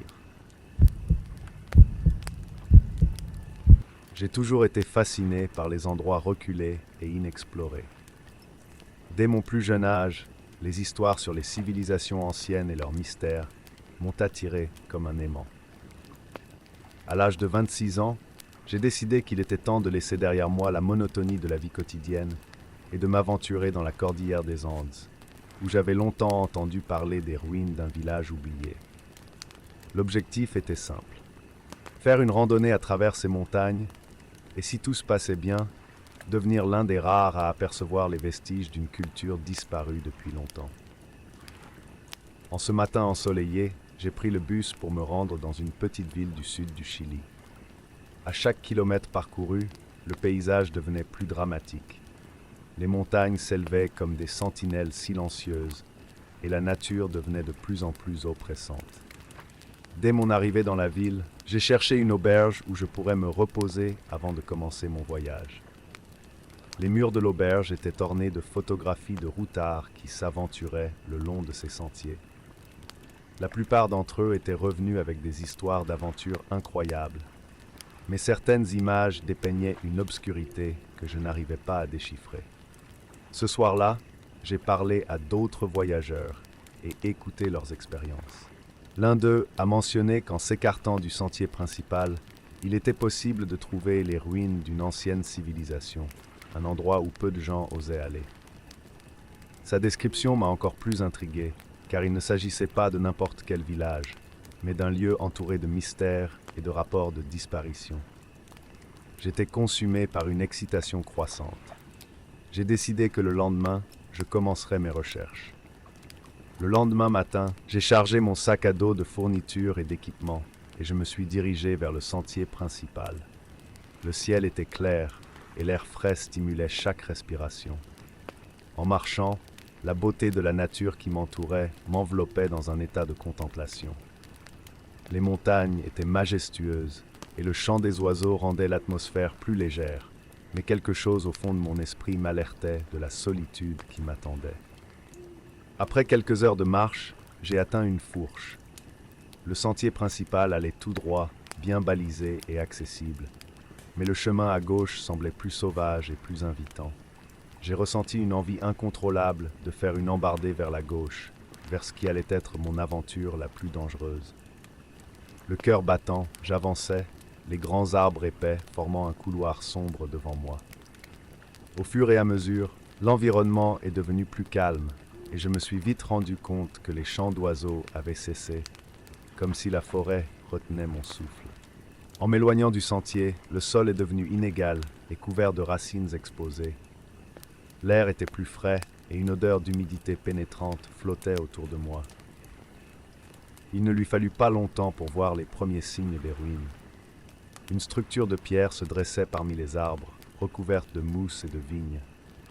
L'endroit était obsédant, mais en même temps fascinant. Le sentiment d'entrer dans un espace où l'histoire était vivante m'a rempli d'une énergie presque surnaturelle. Je suis entré dans les ruines et l'atmosphère a changé instantanément. L'air semblait plus lourd, comme si le temps s'était figé dans cet espace. Les murs de pierre étaient ornés de marques étranges, des symboles que je ne pouvais pas déchiffrer. J'ai regardé autour de moi, sentant la présence de quelque chose d'indéfini. Le silence y était absolu, sans le moindre signe de vie. Il n'y avait pas d'insectes, d'oiseaux ou d'autres créatures. C'était comme si l'endroit lui-même s'était isolé du monde extérieur. En m'enfonçant, j'ai remarqué que certains murs étaient couverts d'empreintes de mains, comme si des gens avaient essayé de sortir en désespoir de cause. Mes doigts ont couru sur les surfaces froides et rugueuses, et un frisson a parcouru ma colonne vertébrale. Pourquoi quelqu'un aurait-il essayé de s'échapper? Que se serait-il passé là-bas? Ces questions ont commencé à marteler mon esprit, mais au lieu de battre en retraite, ma curiosité m'a poussé à continuer à explorer. En scrutant les environs, j'ai trouvé des signes de lutte, des pierres déplacées, des fragments de bois cassés, tout cela suggérant que quelque chose de terrible s'était produit. Mais ce qui me dérangeait le plus, c'était l'absence de corps. Que serait-il arrivé à ceux qui y vivaient? Où étaient les âmes qui avaient laissé leurs marques sur les murs? Mon instinct de survie commençait à être éclipsé par l'attirance pour ces mystères. Alors que je m'éloignais des ruines, un sentiment croissant d'être observé a commencé à me consumer. C'était une agitation que je ne pouvais pas ignorer. Puis, quand j'ai essayé de revenir sur le chemin que j'avais emprunté, quelque chose s'est brisé en moi. Les chuchotements ont commencé. Doux et à peine perceptibles, ils sortaient de nulle part, résonnant autour de moi. « Revenez !» ai-je entendu, comme si les pierres essayaient de me rappeler. Au début, j'ai cru que c'était le vent, mais quand j'ai regardé autour de moi, il n'y avait rien qui pouvait expliquer ces voix. Accélérant le pas, le silence autour de moi se transforma en une clameur grandissante, comme si les ruines elles-mêmes voulaient m'y piéger. L'écho des voix augmenta en intensité, se transformant maintenant en cris d'agonie. Je paniquais, je courais entre les rochers, je trébuchais sur les racines et les débris. « Sortez, sortez d'ici !» me suis-je crié, mais les cris ont augmenté en volume, comme s'ils essayaient de m'avertir d'un danger que je ne pouvais pas voir. Lorsque j'ai finalement réussi à retrouver mon chemin vers le sentier principal, la forêt semblait vivante, palpitante, d'une énergie qui m'étouffait. Les voix étaient maintenant tout autour de moi, enveloppées d'une cacophonie de douleur et de désespoir. « Aidez-nous !» ils ont supplié. La panique m'a saisi et je n'ai pas pu m'empêcher de courir. Le terrain est devenu une bataille contre la nature elle-même, et chaque pas était un effort conscient pour ne pas perdre la raison. Finalement, quand j'ai repéré la piste principale, le son a brusquement cessé. Un silence absolu s'empara de la pièce, comme si la forêt avait décidé de me laisser partir. J'étais haletant, et chaque battement de mon cœur résonnait dans mes oreilles. Le sillage maintenant familier m'a offert un bref moment de soulagement, mais quelque chose en moi avait changé de manière irréversible. Lorsque je suis retourné en ville, la vie autour de moi a continué à son rythme habituel, mais je me sentais comme un étranger. Les rires et les conversations n'étaient que de lointains échos de l'expérience qu'il avait vécue. Personne ne pouvait comprendre ce que j'avais trouvé dans les montagnes, ni les voix qui résonnaient encore dans mon esprit. Je me suis assis sur un banc de parc, regardant les gens passer, tous si indifférents et inconscients de l'horreur dont j'avais été témoin. Je n'ai jamais partagé mon expérience avec qui que ce soit. Comment aurait-il pu le faire? Les ruines n'étaient pas seulement un lieu, mais un espace chargé de souvenirs et de lamentations. Le sentiment que quelque chose me suivait ne s'est pas dissipé. Parfois, dans le silence de la nuit, j'entendais encore ces échos, ces chuchotements qui me rappelaient que j'avais vu quelque chose que je n'aurais pas dû voir. Les voix des âmes perdues résonnaient encore dans mon esprit, et je savais qu'une partie de ma vie ne serait plus jamais la même. Quand j'ai finalement quitté la ville, j'ai emporté avec moi non seulement le souvenir d'une aventure, mais aussi un fardeau qui ne pourrait jamais être partagé. En levant les yeux vers les montagnes au loin, j'ai senti qu'une partie de moi serait toujours piégée là, dans les ruines, parmi ceux qui avaient disparu sans laisser de traces. Les voix, bien que réduites au silence pendant un certain temps, ne me laissaient jamais tranquille. Ils sont devenus une partie de moi, résonnant éternellement comme un sombre rappel que certaines vérités sont enfouies dans l'ombre et que certaines histoires ne sont jamais racontées. Cette expérience m'a transformé d'une manière que j'essayais encore de comprendre. Quand je ferme les yeux, je vois encore les murs couverts de marques, j'entends les murmures au milieu de la forêt et je ressens le poids du silence. Ce qui n'était qu'un sentier en quête d'aventure est devenu un labyrinthe d'horreur que je n'aurais jamais pu imaginer.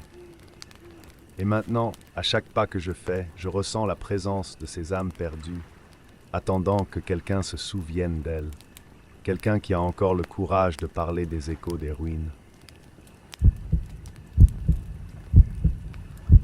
Je m'appelle Eric Scheffer, je suis un photographe indépendant de 30 ans. Je suis né et j'ai grandi à Fribourg, une ville nichée à l'ombre de la majestueuse forêt noire. Depuis que je suis petite, la forêt a toujours été un endroit magique et intrigant pour moi, avec ses arbres imposants et ses contes de fées sombres.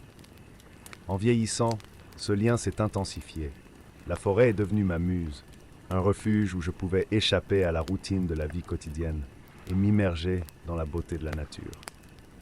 Mon intention était de capturer cette beauté dans un projet photographique axé sur les paysages automnaux. Une palette de couleurs vibrantes qui promettait de susciter des émotions chez ceux qui les verraient. Il avait besoin de quelque chose de spécial pour l'exposition à venir. Le conservateur de la galerie a été catégorique dans ses directives. Je devais apporter quelque chose de différent, une approche qui transcendait la vision commune de l'automne.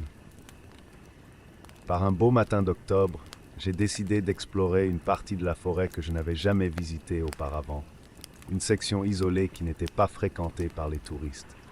Je voulais capturer l'essence de la forêt d'une manière que personne d'autre n'avait faite. J'ai préparé mon sac à dos avec tout le matériel nécessaire. Appareil photo, objectif et un trépied solide. La marche jusqu'au point que j'ai choisi était longue et solitaire.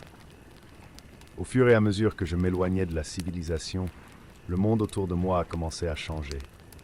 Les arbres s'élevaient comme des sentinelles, leurs canopées entrelacées bloquant la lumière du soleil, créant une canopée sombre et accueillante. C'était exactement ce que je cherchais, un environnement dense, enveloppé de mystère et d'isolement. Cependant, quelque chose de particulier a commencé à me déranger. Alors que je revoyais certaines des photos que je venais de prendre, j'ai remarqué une silhouette lointaine parmi les arbres. Il avait l'air d'un épouvantail, vêtu de vêtements sombres et usés, presque comme s'il était abandonné. Au début, j'ai ignoré la présence de ce qui semblait être un homme de paille. J'ai pensé que cela pourrait simplement être un effet de la lumière ou un objet laissé par un agriculteur. J'ai continué à photographier, de plus en plus immergé dans la beauté de l'automne. Mais à chaque clic de l'obturateur, la silhouette restait là, dans le coin de mon viseur, toujours loin, mais ne disparaissant jamais. C'était comme s'il me regardait, une présence silencieuse qu'on ne pouvait ignorer. À chaque nouvelle avancée dans la forêt, mon cœur se mettait à battre la chamade. J'ai regardé autour de moi, essayant de localiser la source de cette image, mais je n'ai trouvé que le silence des arbres et le bruit étouffé des feuilles sous mes pieds. L'agitation grandissait, mais je continuais toujours. Je crois que c'était l'adrénaline et la curiosité qui m'ont poussé vers l'avant. Au fur et à mesure que je m'enfonçais dans la forêt, l'atmosphère a commencé à changer. La pression de l'air semblait plus dense, et un sentiment étrange que quelque chose ou quelqu'un me regardait m'envahit. À chaque nouvelle photo, j'avais l'impression que la silhouette de l'épouvantail devenait plus claire, comme s'il s'approchait, bien que je ne l'ai pas remarqué en marchant. Il avait maintenant l'air plus humain, avec des vêtements sales et en lambeaux, et un visage qui ne correspondait pas à ce que je considérais comme humain. Il y avait quelque chose de grotesque dans son apparence, comme s'il avait été assemblé à la hâte, avec des coutures visibles et des yeux vides qui semblaient voir à travers moi. Mon instinct m'a crié de revenir, mais ma curiosité m'a retenu. Quel était ce chiffre? Pourrait-il s'agir d'une blague de quelqu'un, ou simplement d'une illusion causée par la solitude? Le désir de comprendre ce qui se passait était plus grand que la peur. J'ai regardé à nouveau dans le viseur de l'appareil photo, et il était là, immobile, me fixant à moins de 10 mètres de distance. Pas seulement sur les photos, mais maintenant devant moi. Un frisson m'a parcouru le dos, et sans réfléchir, j'ai laissé tomber l'appareil photo sur le sol et j'ai couru. La forêt, qui m'apparaissait autrefois comme un lieu de beauté et de mystère, s'est transformée en un labyrinthe de terreur. Je courais sans but, sentant sa présence derrière moi, ne bougeant pas, mais toujours là, comme une ombre persistante, me poussant dehors. Je ne me suis pas arrêté jusqu'à ce que j'atteigne le chemin principal, où la lumière du soleil a finalement percé les arbres. J'ai regardé en arrière, haletante, et pour la première fois, je ne l'ai pas vue. En revoyant les photos qui étaient encore dans l'appareil photo, je me suis rendu compte que l'épouvantail était dans chacune d'elles, plus clair et plus présent qu'auparavant. Il m'avait suivi tout le temps. Ne comprenant pas comment ni pourquoi, je suis rentré chez moi, mais le sentiment que ce n'était pas fini ne me l'a pas permis. L'épouvantail de la forêt noire m'avait choisi, et même loin de la forêt, je le voyais encore. Pas sur les photos, mais dans l'ombre de ma propre maison. Chaque nuit qui passait, son souvenir devenait plus vif. Quelle que soit la distance qui me séparait, je sentais son regard, comme s'il me regardait, attendant le bon moment pour revenir. Les images que j'ai capturées, qui étaient censées apporter reconnaissance et célébration, sont devenues un fardeau. Depuis ce jour, les photos de la forêt me hantent. Je ne suis jamais retourné à cet endroit. Les images, bien qu'étranges, ont été saluées par la critique et ont assuré ma place dans la galerie. Mais chaque fois que je les regarde, je ressens une impulsion presque insupportable de les détruire. Ils sont la preuve que l'épouvantail de la forêt noire est réel et qu'il ne cessera jamais de me regarder. Cette exposition, qui était censée être un jalon dans ma carrière, est devenue un rappel constant de l'horreur que j'ai vécue. Au fil du temps, les gens ont commencé à s'intéresser aux histoires qui se cassaient derrière les photos. Le critique d'art était fasciné par le symbolisme qu'il voyait dans les images, attribuant des significations que je ne comprenais pas moi-même. J'ai été interviewé plusieurs fois et les questions étaient toujours les mêmes. Quelle était votre intention en capturant ces images? Et que représente le personnage qui apparaît sur tant de photos? Et moi, ne sachant pas quoi répondre, j'ai souri nerveusement, évitant de dire la vérité sur le sinistre personnage qui me traquait. À chaque nouvelle exposition, j'avais l'impression d'offrir une partie de moi-même au public. Les gens voyaient de la beauté dans mes images, mais pour moi, elles n'étaient qu'un rappel de la peur qui ne me quittait jamais. Les nuits étaient les pires. Chaque fois que l'obscurité tombait, j'entendais des murmures dans l'ombre. Le bruit des feuilles sèches semblait s'intensifier, et j'aurais juré qu'il était là, à regarder, à attendre. J'ai essayé de me distraire en mettant de la musique forte ou en regardant des films, mais le poids de cette présence ne s'est jamais estompé. C'était une sensation constante, un rappel terrifiant qu'il était toujours à l'affût. Une nuit, alors que j'essayais de dormir, l'angoisse est devenue insupportable. Je me levais, déterminé à y faire face une fois pour toutes. J'ai pris les photos de la forêt et en les examinant, un sentiment de désespoir m'a envahi. Je savais que je devais faire quelque chose, mais quoi?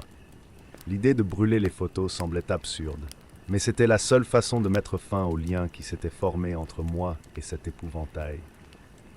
J'étais conscient qu'en les détruisant, je risquais d'effacer une partie de ma propre histoire, mais l'idée d'être poursuivi par un personnage obscur devenait insupportable. Finalement, dans un moment de désespoir, j'ai pris les photos et les ai emmenées dans le jardin. Le feu crépita lorsque les images commencèrent à se désintégrer et un sentiment de soulagement commença à se répandre en moi. Cependant, dès que les dernières cendres se sont dispersées au vent, un sentiment de perte m'a frappé. J'avais détruit non seulement les photos, mais aussi une partie de moi-même. J'ai regardé dans l'espace où se trouvaient les images auparavant, et à ce moment-là, j'ai réalisé que l'épouvantail serait toujours là, à l'intérieur de moi. Ce que je pensais être une fermeture s'est transformé en un nouveau chapitre de tourment. La présence de l'épouvantail n'a jamais disparu. Cela s'était infiltré dans mon esprit, devenant une partie inséparable de ma vie. Alors que je marchais dans la ville, j'ai senti son regard sur moi, et les ombres semblaient se tordre d'une manière inquiétante. La tranquillité qu'il trouvait autrefois dans les rues de Fribourg n'était plus qu'un lointain souvenir, éclipsé par la paranoïa et l'anxiété. Les semaines se sont transformées en mois, et chaque jour qui passait devenait une lutte. J'ai commencé à éviter la forêt et la solitude, à m'entourer de gens, mais rien ne semblait fonctionner. L'épouvantail est devenu un symbole de ma peur, et je ne pouvais plus photographier. Mon travail, qui était autrefois une passion, est devenu un fardeau. Chaque nouvelle image que j'essayais de capturer semblait incomplète, un reflet déformé de ce que j'avais été. L'exposition qui a d'abord apporté reconnaissance et renommée n'est plus qu'un souvenir amer. J'ai dû me rendre à l'évidence. La figure de l'épouvantail n'était pas seulement une présence extérieure, c'était le reflet de ce que j'étais devenu.